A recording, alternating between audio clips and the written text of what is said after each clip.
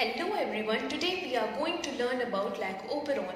The gene regulation in lac-operon was the first genetic regulatory mechanism to be understood clearly. So it is the foremost example of prokaryotic gene regulation. The term lac-operon itself is divided into two words, lac meaning lactose and operon meaning group. So basically lac-operon is a group of genes that regulates the metabolism of lactose. Now as you have learned in DNA transcription and translation, that the information on DNA is copied into mRNA, which is then further read by the ribosomes and converted into different types of proteins. The basic role here is of the operon, which consists of a group of genes whose information is copied by the RNA polymerase enzyme onto a single mRNA, which is then further read by the ribosomes and converted into different types of proteins.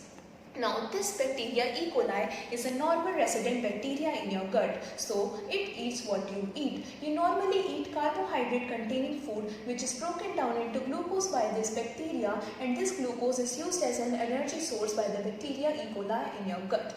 Glucose is a fast and easy to use energy source since it doesn't need to be broken down into further simpler sugars, while lactose is a disaccharide sugar, which means it is made up of two simple sugars, galactose and glucose. Now, the bacteria E. coli avoids breaking down lactose because of two reasons. The first reason being that breaking down lactose requires energy, and the second reason being that glucose is almost always an abundant energy source. So when glucose is present, there is no point in using energy on breaking down any other sugar to use it for energy.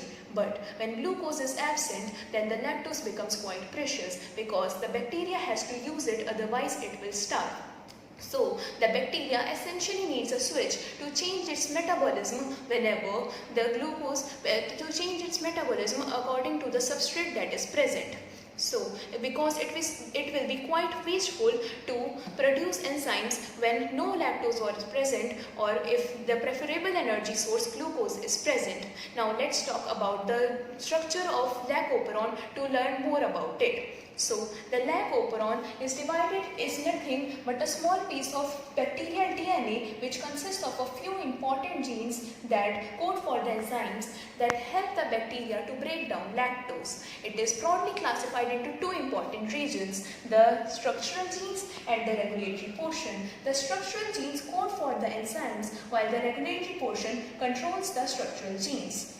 The regulatory portion essentially allows the bacteria to switch on or off the structural genes based on whether there is lactose available or not.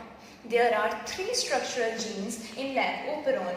There are lac-Z gene, lac-Y gene and lac-A gene. Here lac stands for lactose, the sugar for which these genes make the enzymes for, and Z, Y and A are arbitrary alphabets that denote the name of these genes.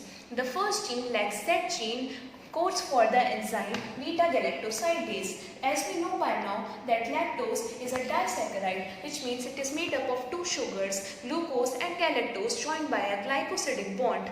This enzyme breaks the bond between the glucose and galactose, thus converting this lactose into two simple sugars. The second enzyme, lac-Y gene, codes for the enzyme beta-galactoside permease. Permease is nothing but a small tube-like protein embedded in the cell membrane of the bacteria and allows the lactose into the cell. It is known as the permease enzyme because it increases the permeability of the cell membrane to lactose. Now the third enzyme or the third gene in lac-operon, the lac-A gene, codes for the enzyme transacetylase. This enzyme transfers the acetyl group from acetylcholine A to beta-galactoside. Its function is not fully understood in the lac-operon. Now, these were the three structural genes of lac-operon. Now we have the regulatory portion that is divided into many subregions. Now we have in regulatory portion our lac-I gene, which codes for the protein repressor. Then we have a promoter, operator, a cap site, and at the end of lac-operon we have our terminator. We also have our enzyme RNA polymerase which copies the information of the three structural genes onto the mRNA and helps to produce proteins. Now this enzyme RNA polymerase always binds at the promoter. And just in front of the promoter we have our operator. You can remember the operator as a switch which can be turned on or off. When it is turned off, the RNA polymerase enzyme cannot move forward on the DNA, which means it cannot read what's written on them, and the genes Z, Y and A are not transcribed. But when it is turned on, the RNA polymerase enzyme can move forward on the DNA and the genes Z, Y and A can be transcribed. Now the question is, what turns these genes on or off? What turns the lac operon on or off? So here comes the role of a gene which is present several thousand base pairs away from the promoter, and this is the LAC-I gene, where I stands for inducible. This continuously produces an enzyme called repressor. Repressor is a claw-like protein which occurs in two different forms. It attaches its claws to the operator, and this is known as the bound state. And this is when the switch is turned off, which means the repressor protein cannot move forward on the DNA since there is literally a roadblock present on its path, so the genes are not transcribed. Now, you must note here that this is the normal state of lac operon. 90% of the times it is in the off position. Now the question is, what turns the lac operon on? Here the answer is milk or lactose. Our protein repressor has a soft spot for the lactose, so it changes its configuration whenever it gets some lactose. The repressor is generally in a bound state with the operator, but the repressor has a site on its back which recognizes the lactose. So when lactose binds to this lactose binding site, then it changes its configuration, which means the protein repressor loses its claws with which it's bind onto the operator. So now the operator is free and the switch is turned on, which means the RNA polymerase enzyme can now move forward on the DNA and the genes are transcribed. So LAC-I genes and repressor protein are one control mechanism of lac operon.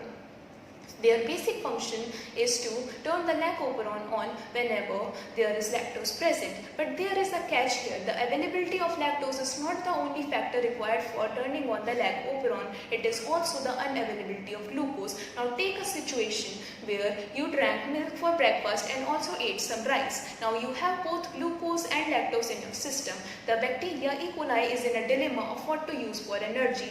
But if there was only one regulatory factor that was present, that is lactose, then the lac operon would have turned on. But since glucose is also present, it prefers glucose because it doesn't need to be broken down further into simpler sugars. So this was the whole concept of lac operon.